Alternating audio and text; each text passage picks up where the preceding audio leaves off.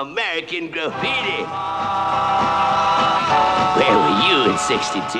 American Graffiti was George Lucas's second film, and he was a guy about 5 years younger than me, incredibly bright, and someone whom when I met, I never had a younger brother, so he was sort of like a younger brother to me. And then for a while we were both writing. I was writing, I think, The Conversation, and the same time he was writing a script which was called American Graffiti. And eventually George said, well, Universal would finance it if I would, agree to be the producer and stuff. And so I said, okay, let's do it that way.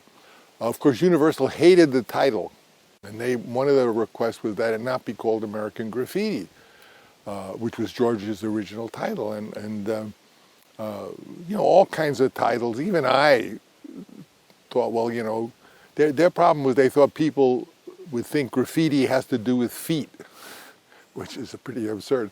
We had all kinds of Rock Around the Block and all those kind of rock and roll youth picture titles. But eventually, George, I must say, was laser sharp as usual, and he wanted to call it American Graffiti, and that's what we called it. At any rate, we made the film. We had a preview of it in Marin, and the audience loved it.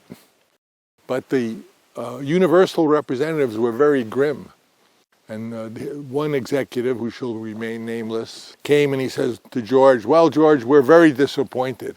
And we were bowled over. He said, what do you, he says, the picture needs a lot of work.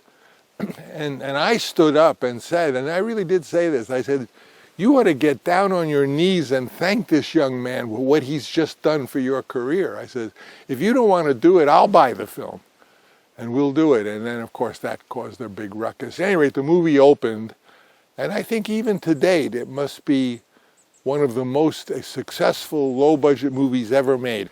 And American Graffiti brought pleasure to so many people. It's still a beautiful film. And in it, there are many innovations. George was the first one to have a movie soundtrack be totally made of pop songs of the era. And we were able to get all those songs for like a pittance. Whereas today, one song in a movie can cost as much as what the whole budget of all those great songs that are American Graffiti were. So that's some of my thoughts on American Graffiti, which is a beautiful film, a wonderful film. Well, I certainly invite everyone who wants to have a good time to come to Francis Coppola Winery in Sonoma, in Geyserville, off Independence Lane. And you can go to a rustic restaurant, enjoy the pool, you can drink wonderful wine, or our bar and our new spirits, which we make ourselves, or go just a little further to Werowocomoco, to Virginia Dare, and you can see the interesting exhibits that are there, and you'll have good times, good food, nice people, and a wonderful way to spend the day. Grab that special one and jump into your candy-colored custom or your screaming machine, cruise downtown and catch American Graffiti.